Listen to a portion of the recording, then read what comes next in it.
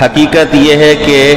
اگر کسی کو عمر نوح بھی مل جائے تو نبی اکرم صلی اللہ علیہ وسلم کی سیرت کا بیان مکمل نہیں ہو سکتا۔ ہندوستان کے ایک بہت بڑے عالم مولانا ابو کلیم صدیقی صاحب دامت برکاتہم العالیہ، انہوں نے ایک جگہ لکھا ہے کہ میں ایک دفعہ مدینہ منورہ زادہ اللہ شرفا و تعظیما کے سفر پر تھا، تو وہاں ایک سیرت لائبریری میں میرا جانا ہوا، یعنی نبی اکرم کی سیرت پر جو کتب ہیں وہ اس لائبریری میں جمع کی گئی تھی۔ وہاں میں نے مصر کا ایک بہت بڑا مدرسہ اور قدیم ترین مدارس میں اس کا شمار ہوتا ہے، جامعہ ازہر، آپ نے بھی نام سنا ہوگا۔ تو جامعہ ازہر کے ایک پروفیسر تھے ڈاکٹر عبدالجبار الرفاعی، ان کا ایک دکتورہ وہاں تھا، یعنی ڈاکٹریٹ مقالہ ایک وہاں موجود تھا جو 18 جلدوں پر مشتمل تھا، اور اس 18 جلدوں کی کتاب میں انہوں نے اب تک نبی اکرم صلی اللہ علیہ وسلم کی سیرت پر جو دنیا بھر میں کتابیں لکھی گئی ہے، کس زبان میں ہے، کس نے لکھی ہے، کس جگہ پر لکھی گئی ہے، کتنی جلدوں میں ہے، کب چھپی ہے، چھپ گئی ہے، ابھی تک چھپی نہیں ہے، اس سب کو اپنی طاقت کے مطابق جمع کیا تھا کہ کتنی کتاب ہے۔ تو کہتے میں نے 18ویں جلد میں جب آخری نمبر کھولا نا،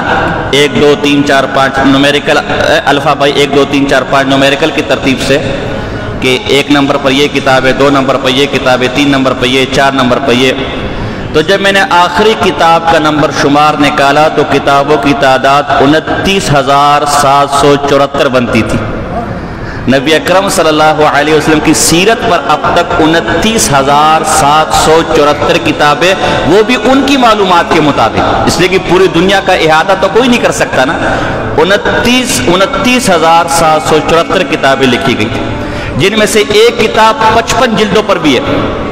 55 جلدوں پر بھی، وہ ہمارے پاس نہیں ہے۔ ہمارے پاس جو سب سے بڑی کتاب ہے وہ 2 کتابیں ہیں، ایک تو محمد یوسف صالحی شافعی کی جو مل جاتی ہے سبل الہدی والرشاد، ایک بڑی کتاب ہے، اور اس کے علاوہ علامہ زرقانی کی شرح مواہب اللدنیا،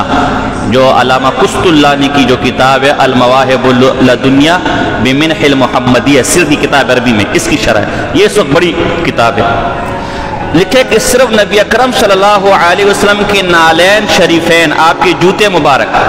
ان کی صفات پر، خصوصیات پر 55 کتابیں لکھی گئی ہیں۔ تو پوری ذات اور پوری سیرت تو